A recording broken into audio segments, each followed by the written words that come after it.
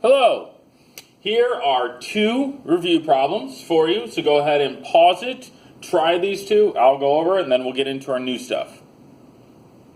Alright, here we go. Hopefully, you're getting better at factoring. So, factoring like this should be a X game, or the X here. Come on, there we go. The negative 18 goes on top. The middle number 7 goes on the bottom. What two numbers multiply to give me negative 18 and combine to give me 7? 9 and negative 2, I believe. So our two parentheses are x plus 9 and x minus 2. For problem 1, we are done. I factored, I have it in parentheses, done. Problem 2 says solve. So that means it has an equation, and it should be x equals. So first thing when I have an x squared is one side needs to be 0. This chapter, that's what it's going to be. Then we need to factor. Well, I factored it right here. You already did it. So this is how our equation should be. And then the next step, if it says solve, then we need to set each equation each parenthesis equal to 0. Subtract 9, add 2. There are our answers. Alright, moving on to new material. We're going to be talking about domain and range. And we will review it when you come back to school next week. Domain. Domain is all the x values, or in kind of short terms, not very good math, it goes from left to right. That is what it is.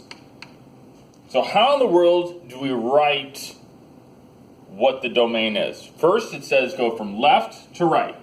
How far left does the graph go? It goes 1, 2, 3, negative 4. So we write negative 4. And then, how far to the right does it go? Positive 1, 2, 3. There's one other thing we need to do is we need to check the ends. Does it touch negative 4? Is it a filled in circle? Yes, it is. So we're going to put a bracket around it. Not a parenthesis, a bracket. Is it a filled in circle here?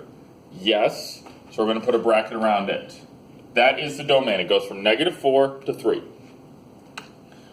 The range is not the x values. It is all the y values. All the y values.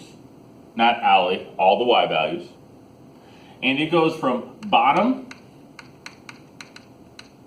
to top. So we find the lowest point on the graph. I believe the lowest point is right here. And it touches at negative 1, so we put a bracket around it. And what is the highest? The top. That's right here. How high does it go? It goes up 1 and goes up 2. It's a filled in circle. It touches it, so we put a bracket. And again, we're going to go over this next week for school. All right, next. If you want to try this by yourself, pause it, feel free. Otherwise, here we go. Domain. Left to right. How far left? 1, 2, 3, 4. Negative 4. But it's a filled in circle. So it's not a bracket. If it's an open circle, not filled in, we put a parenthesis around it. How far to the right? 1, 2, 3, 4, positive 4. It's filled in circle, put a bracket. Range is bottom to top. The very lowest point's right there at negative 1. It is a filled in circle, bracket. Top is right here. It goes up 1, 2, 3, 4. But that is a open circle. It is not filled in, so it's going to be a parenthesis. How many more do I have? All right. Pause this one. Try domain and range by yourself. All right, here we go. Domain. Very lowest point.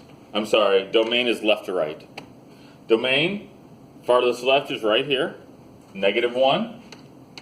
It's an open circle, so it's parenthesis. How far to the right? There. 1, 2, 3, 4, 5. And that's a bracket because it's filled in.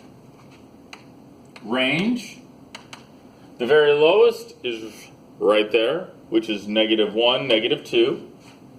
And that gets a bracket because it's filled in. This is not the highest this graph goes. The graph goes all the way up here. It touches here, so it will be a bracket. Only if it's an open circle for now will this be a parenthesis. So this goes up 1, 2, 3. And it has a bracket because it touches.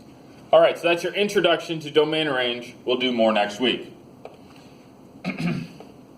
I'm not going to test over this problem, but you will see it in the future. So I want to give you an introduction to it. Now, you're supposed to have done this in Algebra 1.